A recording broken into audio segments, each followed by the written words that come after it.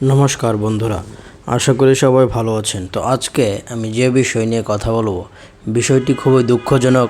কেননা আমরা সবাই জানি যে বাংলাদেশে হিন্দুরা তথা সনাতন ধর্মাবলম্বীদের উপর প্রতিনিয়ত নির্যাতন অত্যাচার চলছে।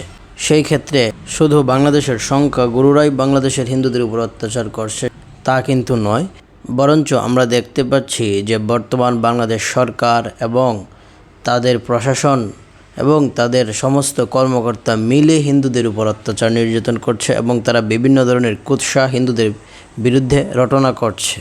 যেমন আমরা অতীতে দেখেছি যে বাংলাদেশের হিন্দুদের উপর অত্যাচার নির্যাতন করা হলে প্রশাসন নির্বিকার থাকতো, আজও ঠিক সেরকমই আমরা দেখছি। গত 2021 সালের দুর্গাপুজোতে যেরকম রক্তাক্ত শারদ হয়েছিল এবং কুমিল্লার তৎকালীন একজন নেতা বলেছিল যে বাংলাদেশের হিন্দুরা দুর্গাপূজায় মদ পান করে এবং মদ পান কমিয়ে দিলে পূজা কমে যাবে, এরকম একটি ঘৃণ্য এবং জঘন্য ধরনের কথা সে বলেছিল। কিন্তু হিন্দুরা প্রতিবাদ করেও এর কোনো প্রতিকার পায়নি, বরঞ্চ বাংলাদেশে রক্তাক্ত শারদ উদযাপিত হয়েছিল। ঠিক সেরকমভাবে এখন যখন তৎকালীন সরকারকে সরিয়ে দেওয়া হলো, আমরা সবাই ভেবেছিলাম যে বাংলাদেশের মানুষ তথা সংখ্যালঘু হিন্দুরা তাদের ধর্মীয় নিরাপত্তা, তাদের অধিকার নিয়ে সমাজে সুন্দরভাবে বাঁচতে পারবে। কিন্তু আমরা দেখছি যে পূর্বের চাইতেও আরও কোনো ক্ষেত্রে খারাপ অবস্থার সৃষ্টি হচ্ছে। যেরকম আমরা দেখলাম গত কিছুদিন আগে বাংলাদেশ বর্তমান সরকারের স্বরাষ্ট্র উপদেষ্টা তিনি বলছেন যে পুজোতে মদ গাঁজার আসর বসানো যাবে না। এখন আমি বলতে চাই এবং সমস্ত হিন্দুদেরকে অনুরোধ করব, আপনারা ওনার এই কথার তীব্র নিন্দা এবং প্রতিবাদ জানিয়ে সরব হন। এবং আমি এটিও বলতে চাই ওনাকে, উনি একটি প্রমাণ দেখাক বা কোনো এক জায়গায় কোথায় মদ গাঁজার আসর বসানো হচ্ছে সেটি উনি দেখাক। কেননা উনি এই কথার মাধ্যমে শুধু সংখ্যালঘু বাংলাদেশের হিন্দুদের নয়, সমগ্র হিন্দু জাতিকে অপমান করেছেন এবং হিন্দুদের ধর্মীয় উৎসবকে অপমান করেছেন।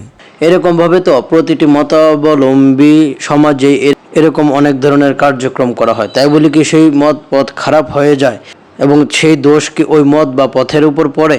ঠিক সেই রকমভাবে উনি কীভাবে এক দুজন সাধারণ মানুষের কর্মকাণ্ডকে সমগ্র ধর্মের উপর চাপিয়ে দিলেন এবং যে সমস্ত সনাতন ধর্মাবলম্বী তথা হিন্দু ছেলেমেয়েরা এই সমস্ত কাজে জড়িত থাকে তাদেরকে সাধারণ হিন্দু আমরাও এর প্রতিবাদ করি। এবং আমি নিজেও আমার পূর্ববর্তী এপিসোডে আমি এই বিষয় নিয়ে কথা বলেছি এবং প্রতিবাদ করেছি। কিন্তু তার মানে তো এই নয় যে সনাতন ধর্মাবলম্বী পূজা পার্বণ বা অনুষ্ঠানগুলো মদ গাঁজার আসর।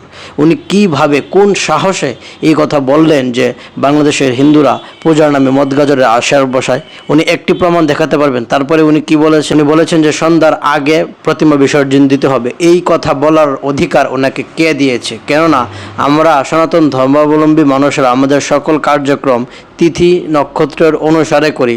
আমাদের যখন সময় হবে, আমাদের তিথি যখন হবে, তখনই আমরা আমাদের প্রতিমা বিসর্জন বা পূজার কাজগুলো করব। সেই ক্ষেত্রে উনি কোন সাহসে বলেন যে সন্ধ্যার আগে আমাকে পূজার প্রতিমা বিসর্জন দিতে হবে? এই রাইট, এই অধিকার ওনাকে কে দিয়েছে? এর জন্য ওনাকে অবশ্যই সনাতন ধর্মাবলম্বীদের কাছে প্রকাশ্যে ক্ষমা চাইতে হবে, নতুবা আমরা ভেবে নেব যে বাংলাদেশের বর্তমান সরকারও অতীতের মতো হিন্দুদের বিরোধী এবং তারা হিন্দুদের পূজা পার্বণ এবং ধর্মীয় সামাজিক অনুষ্ঠানগুলোতে হিংস্রতা করার জন্য সাধারণ জনগণকে উস্কে দেয় এবং হিন্দুদের প্রতি ঘৃণা বিদ্বেষ ছড়ায়, যা আমরা বর্তমান স্বরাষ্ট্র উপদেষ্টার বক্তব্য থেকে পেয়েছি। কেননা সাধারণত হিন্দুরা কিছু ছেলে মেয়ে যারা মূর্খ বা যারা সনাতন ধর্ম সম্পর্কে তেমন কোনো ধারণা রাখে না, তারা এই সমস্ত কাজ করে, যদিও তারা এগুলো অনেক গোপনে লুকিয়ে কোথাও দূরে গিয়ে করে। কিন্তু এই সমস্ত কয়েকজন গুটি কয়েক মূর্খ বা বোকার জন্য তো আপনি সমগ্র ধর্মকে দায়ী করতে পারেন না এবং আপনি সেখানে বলতে পারেন না যে মদ গাঁজার আসর বসা। তাহলে আপনার মধ্যে আর গত স্বৈরাচারের মধ্যে